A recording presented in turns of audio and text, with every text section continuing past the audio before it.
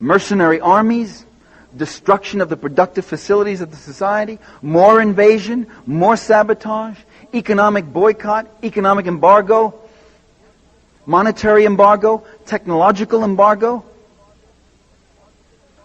which have distorting effects upon a society. In May of 1921, Lenin got up before the Bolshevik Party convention and he said, "We've had enough with the workers' opposition. Let's get rid of them." Now, the workers' opposition were loyal Bolsheviks. They were communists. They were in the Bolshevik Party. They were in the Communist Party. When the Kronstadt Rebellion came, the workers' opposition did not side with the Kronstadt sailors. They sided with the party. In the Civil War, they were with the party. Throughout all the struggles, the workers' opposition were with the party. But they had formed a self-conscious caucus that had decided that it would represent the particular interests of the industrial proletariat against the party itself at times. And after all this invasion, all this destruction, all this terrible death and struggle, where Lenin once said Soviet Russia is like a man with a death fever just hanging on by an inch of his life, after all that, Lenin turned and said, "We've had enough opposition." The feeling very much was that that opposition was a wedge, an opening. It invited our enemies, our mortal enemies, to come in and attack us and divide us. And the party convention uproariously supported him and said, no more workers' opposition, no more factions within the party. So right there, that emphasis on a monolithic party. And by the way, that same month, or the month before, in April, Lenin called for a strengthening of the trade unions and for more worker representation on the Central Committee of the Communist Party. So it wasn't that he was moving anti-worker, it was that he was moving against opposition. So right there you see the seeds, of a system that could not develop naturally with an opposition, with checks, with internal debate and argument. A system that began to strain for uniformity, for siege, for lockstep cooperation, the emphasis being on organizing, getting the thing done, stop asking too many questions because everything was a life and death issue. When the Sandinistas came to power in Nicaragua 10 years ago, filled with ideals and hopes for their nation and their people, they discovered a very awful thing. And it wasn't about themselves, even though they had to do it to themselves. It was about that capitalist encirclement. They discovered that they needed a secret police. They discovered that they needed a security police. Because all around them, coming in from two borders and within their own society, were acts of sabotage, espionage, attack, mercenary invasion, and the like.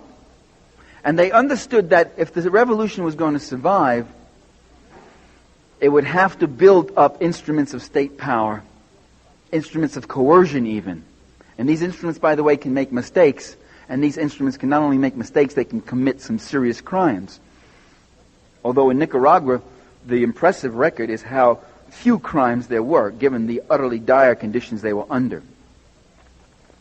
So that kind of, that capitalist encirclement, which goes on, unrelenting, attacking any existing socialist, communist, if you don't want to call, by the way, if some of you don't want to call those societies socialist, don't call them socialist. Call them window shades or camels, whatever you want to call them. As long as you know what I mean, that I mean the public ownership of the means of production, using capital in a different way, not for capital accumulation per se as an end in itself, a strong social wage, free education, free medical care, and subsidized housing, subsidized food, subsidized bread, all those things that the Hungarians and Poles are now complaining about losing.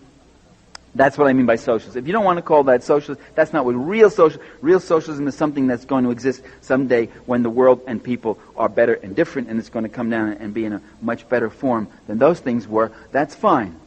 But in this world, see, I believe socialism is not that real, beautiful goal in that society, participation, harmony, this and that. I believe that socialism is a process of struggle to achieve that thing.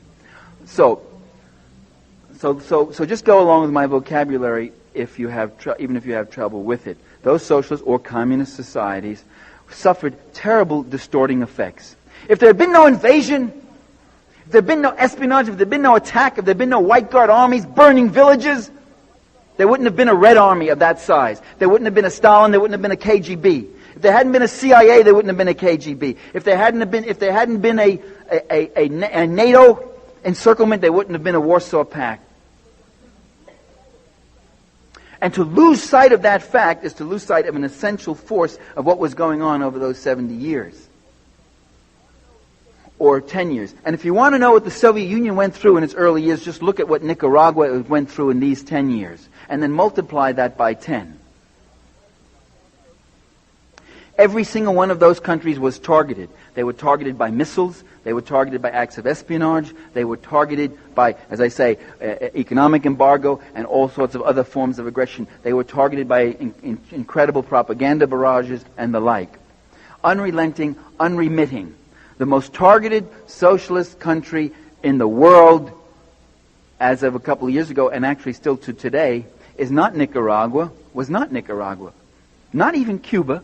It was the Soviet Union. All those missiles were pointing to the USSR. They still are. And they're still building those missiles. And they're refusing to negotiate those missiles, the sea-based missiles, which is where the U.S. has 75% of its first strike force. They have announced that they will not negotiate that 75% of the first strike force. Only their 25%, which is land-based. And the Soviets, of course, 75% of their force is land-based, and only 25% is sea-based, and none of it working very well because they've got just a few choke points and they don't have that much access to sea. And they don't have all the fueling stations and harbors and whatever else that the U.S. has around the world. So that kind of encirclement is still there, and that kind of thing is still going on. And so if you want to understand something about it, and that's why Gorbachev is one of the reasons he's trying to normalize international relations, even at the risk of giving away the whole store,